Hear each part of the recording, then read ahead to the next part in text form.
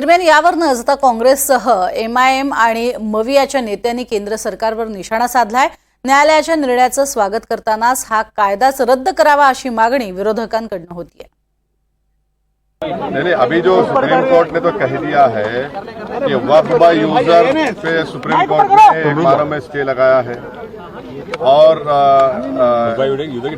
Waqf by user के deletion पर stay लगाया है और साथ ही साथ कोई सेंट्रल वक्फ काउंसिल के बनाने पर स्टे लगाया गया है, स्टेट वक्फ बोर्ड के बनाने पर स्टे लगाया गया है। देखिए, मैं joint working committee of parliament का मेंबर था।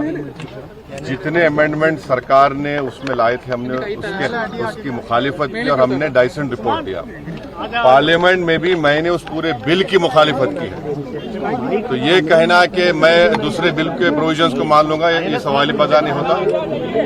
हम पूरे उस बिल को उस एक्ट को अनकॉन्स्टिट्यूशनल मानते हैं और ये आर्टिकल 25, आर्टिकल 26, 14 और 15 और 29 का ग्रेव वायलेशन है। ये हम पहले से ही बोल किया है और आज फिर आपके सामने रिपीट कर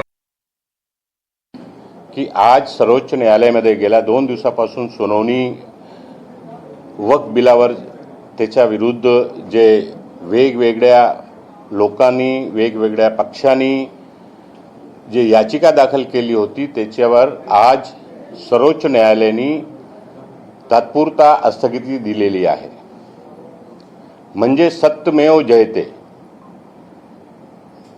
लोकसभामध्ये काँग्रेस पक्षाने जे भूमिका मांडली होती, राज्यसभामध्ये पक्षाने जे भूमिका मांडली होती, अनेक सामाजिक संघटनांनी जे भूमिका मांडली होती, तीच भूमिका 2 दिवसाच्या सुनवाईमध्ये